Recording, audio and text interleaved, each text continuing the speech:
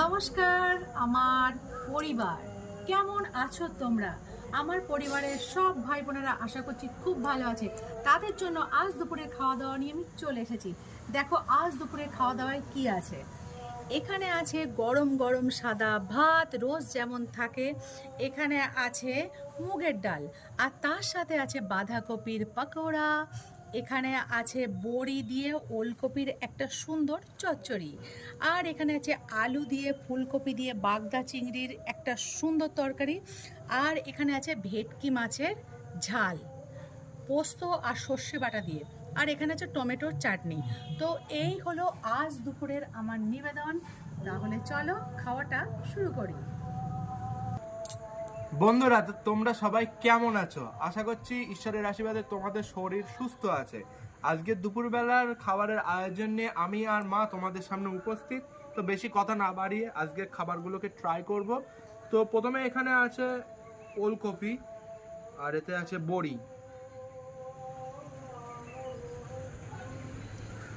শীতকালে ওলকপি খেতে কারই না ভালো লাগে।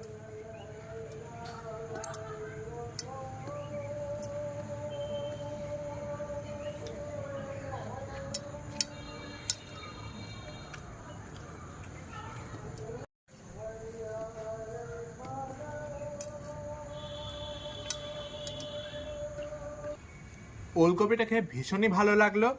এবার এখানে যেটা ট্রাই করব সেটা হচ্ছে মুগের ডাল।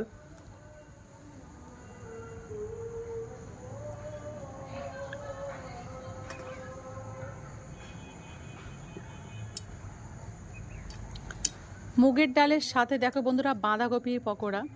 তো বাঁধাকপির পকোড়া কে কে খেতে ভালোবাসো অবশ্যই কিন্তু জানিও। বাঁধাকপির পকোড়া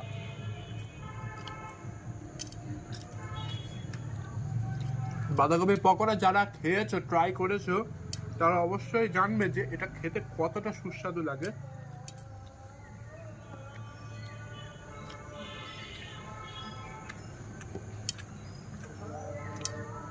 দারুণ জমেছে বিষয়টা। মুগের ডালের সাথে এই বাঁধাকপির পকোড়া জমে গেছে পুরো।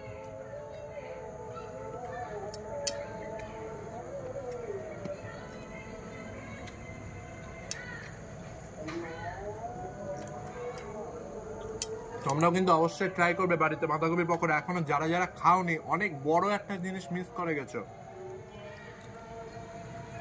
বাঁধাকপি কিন্তু খুব ভালোভাবে কুচিয়ে নিয়ে একটু লবণ মাখিয়ে কিছু সময় রেখে দেবে। তারপরে দেখবে ওর থেকে একটা জল বেরিয়ে যাবে। জলটাকে হাত দিয়ে চেপে চেপে বাঁধাকপিটাকে শুকনো অবস্থায় তুলে নিয়ে ওতে ময়দা, সামান্য একটু কর্নফ্লাওয়ার, নুন আর লঙ্কার গুঁড়ো দিয়ে খুব ভালোভাবে মেখে নিয়ে আবার সামান্য একটু পেঁয়াজ কুচি, কাঁচা লঙ্কা কুচিও দিতে পারো।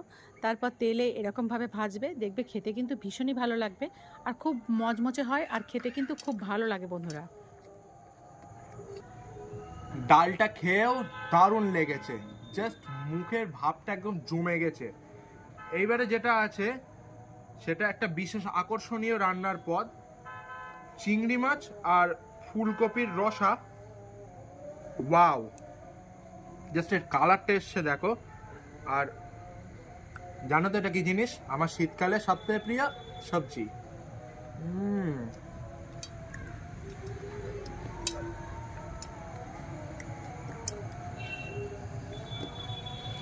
তো বন্ধুরা, আলু দিয়ে, ফুলকপি দিয়ে আর চিংড়ি মাছ দিয়ে রান্না করে খেতে তোমরা কে কে ভালোবাসো, তোমাদের নাম সহ কিন্তু অবশ্যই আমাকে জানাবে।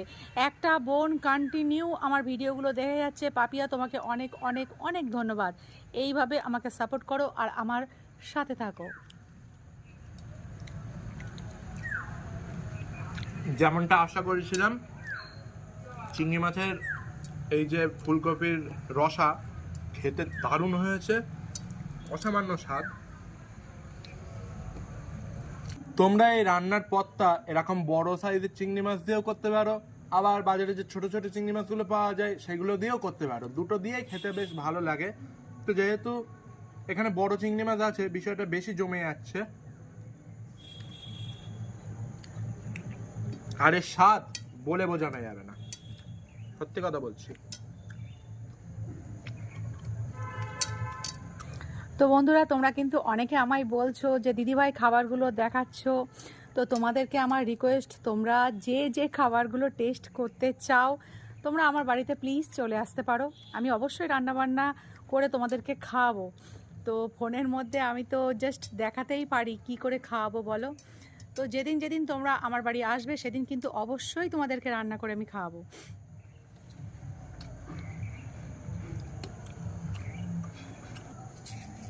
দেখো, এখানে আছে ভেটকি মাছের ঝাল।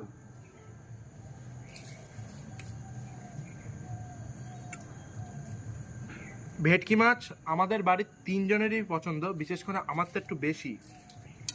আর সেই ভেটকি মাছ দিয়ে যদি মা ঝাল বানায়, সর্ষে আর পোস্ত বাটা দিয়ে, কালো জিরে ফোড়ন দিয়ে, ধনেপাতা ওপর দিয়ে ছড়িয়ে, ওপরে শুধু ধনেপাতা নয়, একটু কাঁচা সর্ষে তেলও ছড়িয়ে দিতে হবে। তো ভেটকি মাছের ঝাল কিন্তু বন্ধুরা এইভাবে বানিয়েছি আমি। তো কালারটা দেখো।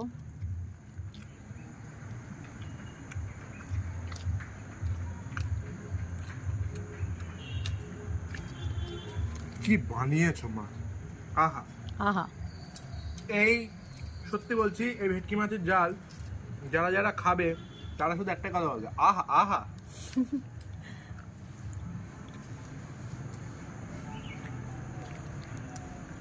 আর ভেটকি মাছটাও খুব ভালো।